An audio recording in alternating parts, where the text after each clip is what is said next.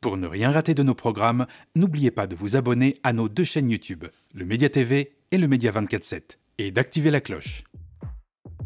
Bonjour à toutes et à tous, ravi de vous retrouver sur Le Média pour le récap, votre rendez-vous quotidien d'actualité. Du lundi au jeudi, on revient sur un sujet sans filtre et sans langue de bois. Alors avant d'entrer dans le vif du sujet, un message important, Le Média a besoin de vous. Nous lançons Riposte, une campagne de financement citoyen pour renforcer une information libre, indépendante et populaire. Dans un contexte où des fortunes privées comme celle de Pierre-Édouard Stérin cherchent à influencer l'opinion à coups de millions d'euros, nous devons nous organiser collectivement. Alors aidez-nous à riposter, rendez-vous sur campagne.lemediatv.fr. Et maintenant, place à l'épisode 54 du récap, c'est parti. Le 55e salon aéronautique du Bourget a ouvert ses portes hier au nord de Paris. Alors, salon aéronautique, ça sonne presque poétique. On imagine des spectacles de voltige aérienne, des stands de sandwich de merguez et des gamins émerveillés. C'est plus vendeur que salon des marchands d'armes. Et pourtant, c'est bien ce que c'est, le Bourget. Une gigantesque foire aux missiles et aux drones kamikazes de dernière technologie. Les drones kamikazes, c'est pas une façon de parler, c'est la dernière innovation de l'entreprise française MBDA. C'est le leader européen dans la conception de missiles et de systèmes de missiles. Et sa dernière innovation, donc, est présentée en grande pompe à l'occasion du salon du Bourget. Ces drones kamikazes, qui ont une portée de plusieurs centaines de kilomètres, ils volent en essaim et forcent, je cite, les défenses ennemies à se dévoiler. Autre entreprise française à s'illustrer au Bourget, c'est l'entreprise Dassault qui présente son nouveau Rafale associé à un drone assisté par intelligence artificielle. C'est notamment grâce à cet industriel et à son avion de combat que la France peut se targuer d'avoir pris la 2e place dans le classement des plus gros vendeurs d'armes du monde, loin derrière les États-Unis. Cocorico, la mort made in France s'exporte bien. L'ouverture du salon des marchands d'armes hier a fait l'objet d'une polémique internationale. 5 stands israéliens sur les 9 que compte l'événement ont été drapés de noir avant l'ouverture sur décision des organisateurs. Parmi les entreprises concernées, il y a Elbit Systems, le plus grand fabricant d'armes privé d'Israël qui fournit 85% des drones et la plupart des équipements militaires terrestres utilisés par l'armée israélienne. Elbit vend aussi des drones à Frontex pour traquer les exilés aux portes de l'Europe. Cette entreprise a le sang de dizaines de milliers de Palestiniens, de Palestiniennes et de migrants sur les mains. C'est aussi l'entreprise qui a acheté les cargaisons retenues par les dockers du port de Fos-sur-Mer au début du mois. Selon l'AFP, le gouvernement français a, je cite, ordonné de condamner l'accès aux stands de 5 industriels israéliens de l'armement exposant des armes offensives comme celles susceptibles d'être utilisées à Gaza. Le Quai d'Orsay affirme qu'un cadre clair avait été donné avant l'ouverture du salon dimanche soir via les organisateurs. Celui-ci n'a pas été respecté par certaines entreprises israéliennes qui se sont donc vues sanctionnées. Interdire des stands d'armes israéliens, c'est bien. Empêcher l'usage de ces armes sur des civils palestiniens, ce serait mieux. Mais apparemment, il ne faut pas trop en demander. De son côté, Israël conteste l'accord. Le ministère israélien de la Défense a commenté que le retrait des systèmes d'armes offensives rompt avec les pratiques habituelles des expositions de défense dans le monde. Il y voit une forme de ségrégation. Le président israélien lui-même a enfoncé le clou. Il se dit choqué et dénonce de son côté un ghetto israélien. On l'écoute. Nous étions choqués de voir ce matin que les pavillons israéliens étaient verrouillés pour qu'il n'y ait pas d'accès. Les entreprises israéliennes ont signé des contrats avec les organisateurs du Bourget. Ils ont payé pour être présents. C'est comme créer un ghetto israélien, de ne pas permettre aux entreprises israéliennes de montrer leur contribution à la défense du monde. Israël, fidèle à son mépris des règles quand elles ne l'arrangent pas, digère mal la sanction française. Alors c'est ce qui arrive quand on tente trop tard de fixer des limites à un pouvoir devenu autoritaire. En représailles à la sanction, les panneaux noirs ont d'abord été tagués avec le slogan suivant « Derrière ces murs se trouvent les meilleurs systèmes de défense utilisés par de nombreux pays. Ces systèmes protègent l'État d'Israël en ce moment même. Le gouvernement français, au nom de la discrimination, essaie de vous le cacher. » Au Bourget, l'indécence n'a pas de limite. En France, les soutiens à Netanyahou s'indignent à l'unisson. Caroline Yadan, députée macroniste, dénonce une mesure discriminatoire contre Israël. Sarah Knafo, eurodéputée d'extrême droite, s'est carrément rendue au salon pour enregistrer une vidéo de protestation dénonçant une décision hypocrite et incohérente. L'extrême droite française au service de l'extrême droite israélienne et au bout du compte, toujours le même fonds de commerce. Taper sur les Arabes, on écoute. C'est une décision qui est aussi hypocrite, parce que la France vend bel et bien de l'armement à Israël. On se comporte en réalité comme certains pays arabes qui commercent avec Israël mais qui en ont honte parce qu'ils ont honte des réactions de leurs rues arabes. Sur le fond, le gouvernement français pratique son habituel en même temps. D'un côté, il autorise Israël à participer au Salon du Bourget, vitrine mondiale de l'industrie de l'armement. De l'autre, il couvre certains stands, désignés comme plus problématiques que les autres, de plaques noires pour se donner bonne conscience. François Bayrou lui-même espère que la fermeture soit provisoire. Les organisateurs du salon assurent que le dialogue est engagé pour trouver une solution acceptable pour les deux parties. Tout cela ressemble surtout à un écran de fumée.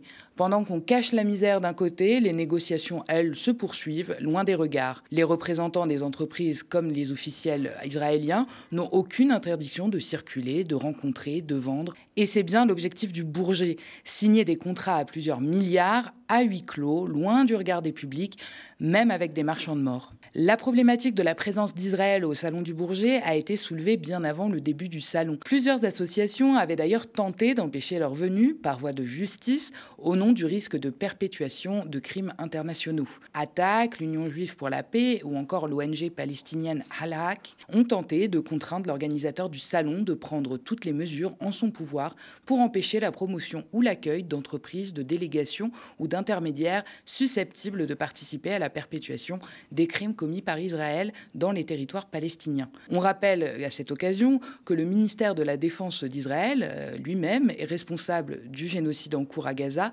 dispose d'un stand non drapé sur le salon. Le tribunal, au final, a débouté les associations. Il a estimé qu'imposer à l'organisateur du salon une obligation de filtrage des exposants nécessiterait des analyses juridiques et diplomatiques complexes, étroitement liées à la politique étrangère de la France, un rôle que la société organisatrice n'est manifestement pas en mesure d'assumer, a indiqué l'avocate des associations. Sur place, dès l'ouverture hier, plusieurs collectifs, parmi lesquels Survie ou encore Stop Arming Israël, se sont rassemblés pour contester la tenue du salon. Tous sont très critiques, à la fois de la communication du salon et de celle de notre gouvernement. Notre reporter Andrei Manivit les a interrogés hier, on les écoute. Alors la coalition Guerre à la guerre, ça fait un petit peu moins d'un an que ça existe. Ça part d'une rencontre entre des militants antifascistes, antiracistes, écolos et surtout pro-palestiniens. Et donc c'est une coalition qui regroupe une vingtaine d'organisations aux objets de lutte et aux moyens de lutte très différents. Mais on s'est tous réunis et on a mis nos débats de côté parce qu'on partage tous l'urgence à agir contre le génocide à Gaza en cours actuellement et contre les complicités impérialistes et coloniales qui le rendent possible aujourd'hui, dont celle de la France. Et on a envie d'enrayer la machine de guerre, des guerres impérialistes, néocoloniales, et surtout destinées à l'accumulation de profits au détriment des populations, en particulier du Sud, des quartiers populaires et des habitants des territoires d'outre-mer. Pour nous, c'est important d'être là aujourd'hui à l'ouverture du salon pour annoncer la mobilisation qu'on prépare et qu'on prépare depuis des mois et qui va avoir lieu le week-end prochain. On est là pour dénoncer la participation d'Israël à ce salon de la mort, mais aussi tout simplement pour dénoncer l'économie de guerre, la marche à la guerre, le business de l'armement, qui sont tous représentés par ce salon. Depuis des mois que le salon s'organise, il n'y a eu aucune communication officielle à propos de la présence d'Israël et de la présence d'entreprises qui fournissent des armes à Israël également. C'est comme si ça n'existait pas. Depuis des mois, il y a la liste des exposants israéliens qui apparaît sur le site internet du salon et il n'y a aucun commentaire qui est fait.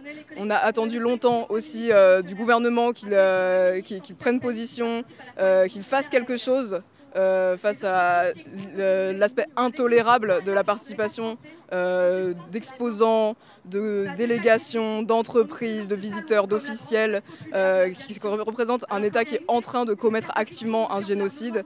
Et aujourd'hui, on finit par juste, à la dernière minute, pendant la nuit, de cacher les stands israéliens pendant ce salon, c'est tout simplement inacceptable. Une grande mobilisation est également prévue ce samedi 21 juin sur place contre l'industrie des armes, l'économie de guerre et évidemment le génocide à Gaza. Depuis octobre 2023, la France a livré plus de 15 millions d'articles militaires à Israël.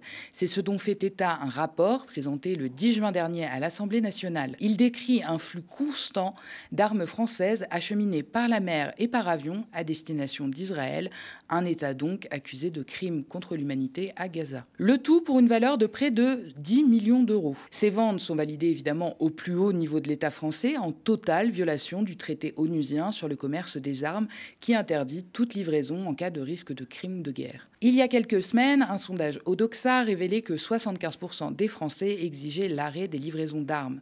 Même si le pouvoir fait la sourde oreille, l'opinion publique semble catégorique. 74% des sondés veulent des sanctions contre Israël si les attaques à Gaza continuent. 63% soutiennent la reconnaissance de l'État de Palestine, 58% soutiennent même l'embargo sur les produits israéliens. Et enfin, 62% demandent la suspension de l'accord commercial entre l'UE et Israël. Cette fracture entre la société et ses élites est flagrante. La solidarité avec la Palestine n'est pas marginale, elle est majoritaire. Et elle dérange profondément ceux qui, depuis des mois, tentent de criminaliser toute critique d'Israël. Le salon du Bourget se déroule comme si de rien n'était, ou presque. Les missiles brillent sous les projecteurs, les drones s'envolent et surtout, les contrats se signent. On drape les stands un peu trop gênants, on détourne le regard, on temporise. Et pendant ce temps-là, à Gaza ou en Iran, les bombes israéliennes s'écrasent sur les civils. Et la France, entre silence complice et double discours, poursuit son business avec un État accusé de crimes contre l'humanité. Mais le vernis craque, la société civile s'organise, les mobilisations s'intensifient et l'opinion publique bascule. Le temps de l'impunité touche à sa fin, car une chose est sûre, l'histoire retiendra qui a vendu, qui a protesté et surtout qui a laissé faire. On poursuit avec le reste de l'actualité racontée et mise en image par Aude Cazorla. On commence tout de suite par des nouvelles de François Fillon, l'ancien Premier ministre qui était accusé de détournement de fonds publics dans l'affaire des emplois fictifs dite Pénélope Fillon. 4 ans de prison avec sursis, 375 000 € d'amende et 5 ans d'inéligibilité. C'est la peine dont écope François Fillon ce mardi. L'ancien Premier ministre a été reconnu définitivement coupable dans l'affaire des emplois fictifs d'assistante parlementaire de son épouse, Pénélope. La Cour a estimé qu'il n'était pas rapporté dans le dossier la preuve d'un travail salarié, a brièvement expliqué le président en rendant sa décision. L'avocat de François Fillon a fait part de son contentement en sortant de la salle. Verdict qui, après maintenant quelques années, vient, je pense, remettre un peu cette affaire à sa bonne place. Vous avez noté qu'il n'y a pas de prison ferme, il n'y a pas de bracelet électronique. François Fillon est un homme libre. Pour ce 3e procès ordonné par la Cour de cassation, la sentence a été revue à la baisse. Le 9 mai 2022, François Fillon s'était d'abord vu infliger 1 an de prison ferme, une amende de la même somme et 10 ans d'inéligibilité. La Cour de cassation avait ensuite annulé partiellement cette décision, estimant que la prison ferme était insuffisamment motivée. On poursuit avec la réforme de l'audiovisuel public qui revient sur les bancs de l'Assemblée. Déjà contestée par les députés à 3 reprises, la proposition de loi sur l'audiovisuel public sera de nouveau soumise au vote de l'Assemblée le 30 juin. En amont, la Commission des affaires culturelles a repris ses travaux ce mardi. Elle examine la réforme qui prévoit la création d'une holding baptisée France Média, dont l'État serait actionnaire à 100%. Celle-ci rassemblerait France Télévisions, Radio France, France Média Monde et l'Institut national de l'audiovisuel. Elle aurait pour rôle de définir la stratégie de ces médias, d'accélérer les coopérations et d'optimiser la répartition des moyens. Fervente défenseuse du texte, la ministre de la Culture Rachida Dati affirmait dimanche que le statu quo n'était pas une option. À gauche, le texte suscite de nombreuses inquiétudes, comme en témoignait le député socialiste Emmanuel Grégoire à l'Assemblée le 14 mai. Vous prétendez que la fusion des entités de l'audiovisuel public s'impose parce que, je vous cite, partout en Europe, il existe une société unique. Madame la ministre, vous mentez. En Allemagne et en Belgique, les groupes publics distincts coexistent sans fusion. En Italie, la RAI centralisée est loin d'être un modèle de pluralisme. Quant à la BBC, que vous ne cessez de prendre pour exemple, son indépendance est aujourd'hui mise à mal par des pressions budgétaires.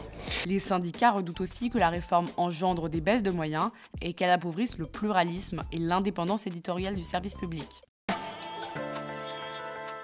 Et enfin, on termine avec le sommet du G7 qui touche à sa fin et durant lequel les dirigeants des 7 pays ont signé un communiqué de soutien à Israël.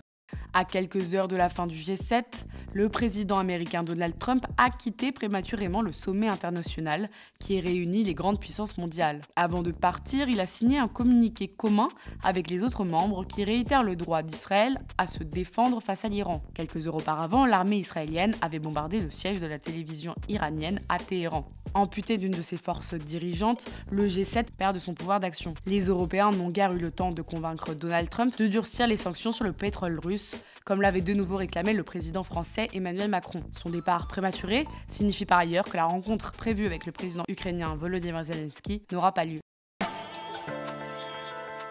Merci d'avoir regardé cette nouvelle édition du Récap. N'hésitez pas à nous laisser vos impressions en commentaire si vous nous regardez sur YouTube ou via email si vous nous regardez à la télé. Et n'oubliez pas, les milliardaires financent la haine. Le média lance Riposte, une campagne de financement citoyenne pour riposter sur les réseaux sociaux et la TNT francilienne. Parlez-en autour de vous et rejoignez la lutte sur campagne.lemediatv.fr. Et tant qu'on y est, abonnez-vous aussi à nos 2 chaînes YouTube, le Média TV et le Média 24/7 pour ne rien rater de nos nouveaux programmes. Très bonne soirée sur le Média.